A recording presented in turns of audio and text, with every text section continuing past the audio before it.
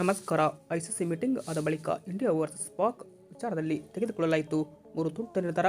ಆದರೆ India versus Pak ವಿಚಾರದಲ್ಲಿ ICC meeting ಆದ ಬಳಿಕ ತೆಗೆದುಕೊಂಡಿರುವ ಆ 3 ತುರ್ತು ನಿರ್ಧಾರ ಏನು ಎಂಬುದನ್ನು ಈ ಒಂದು ವಿಡಿಯೋದಲ್ಲಿ ಪ್ರತಿಯೊಂದನ್ನು ಕೂಡ ತಿಳ್ಕೊಂಡು ಬರೋಣ.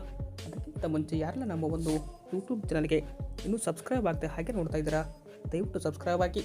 ಹಾಗೆಯೇ ನಿಮಗೆ ಈ ಬಾರಿ ಇಂಡಿಯಾ T20 ವಿಶ್ವಕಪ್ ಚಾಂಪಿಯನ್ ಆಗುತ್ತೋ ಇಲ್ಲೋ ಎಂಬ ಅನಿಸಿಕೆಯನ್ನು ಕೂಡ ಕಮೆಂಟ್ ಬಾಕ್ಸಲ್ಲಿ ನಿಮ್ಮ ಅನಿಸಿಕೆಯನ್ನು ತಿಳಿಸಿ.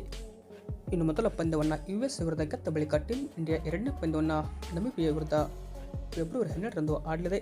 ಇದಾದ ಬಳಿಕ ಫೆಬ್ರವರಿ 15ಕ್ಕೆ ನಾವು ಪಾಕ್ ವಿರುದ್ಧ ಪ್ರೇಮದ ಕೊಲಂಬೋ ಮೈದಾನದಲ್ಲಿ ಈ ಒಂದು ಪಂದ್ಯ ಆಡ್ತೀವಿ. ಹೀಗಾಗಿ ಈ ಒಂದು ಪಂದ್ಯ ಆಡಬೇಕಂದ್ರೆ ಐಸಿಸಿ ಮೀಟಿಂಗಲ್ಲಿ ಇಂಡಿಯಾ ವರ್ಸಸ್ ಪಾಕ್ ವಿಚಾರದಲ್ಲಿ ಒಂದು ದೊಡ್ಡ ನಿರ್ಧಾರ ಕೂಡ ಇಂದು ಆಯಿತು. ಬಟ್ ಏನು ಆಯಿತು ಇಂಡಿಯಾ ವರ್ಸಸ್ ಪಾಕ್ ವಿಚಾರದಲ್ಲಿ ಅಂತ ಕೇಳ್ತಂದರೆ ನೋಡ್ಬೋದು. ಅದರಲ್ಲಿ ಮೊದಲನೆಯ ನಿರ್ಧಾರ ಯಾವುದಪ್ಪ ಅಂದರೆ ಐಸಿಸಿ ಆದಾಯದ ಹೆಚ್ಚಿನ ಪಾಲು.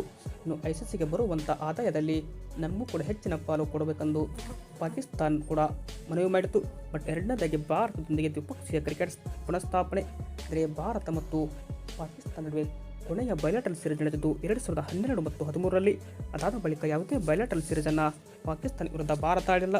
ಹೀಗಾಗಿ ಆ ಒಂದು ಬಯಲಾಟಲ್ ಸೀರೀಸನ್ನು ಮತ್ತೆ ನೀವು ಪುನಃಸ್ಥಾಪನೆ ಮಾಡಬೇಕೆಂದು ಪಾಕಿಸ್ತಾನ ಕೂಡ ಬೇಡಿಕೆ ಇಟ್ಟರೆ. ಕಡೆ ಮೂರನೇದಾಗಿ ಆಟದಲ್ಲಿ ಹ್ಯಾಂಡ್ಶೇಕ್ ಪ್ರೋಟೋಕಾಲ್ಗಳ ಜಾರಿ. ಇನ್ನು ಪರಸ್ಪರ ಎರಡೂ ತಂಡದ ಆಟಗಾರರು ಹ್ಯಾಂಡ್ಶೇಕಲ್ಲಿ ಭಾಗಿಯಾಗಬೇಕೆಂದು ಪಾಕಿಸ್ತಾನ ಕೂಡ ಇಲ್ಲಿ ಕೇಳಿಕೊಳ್ತು.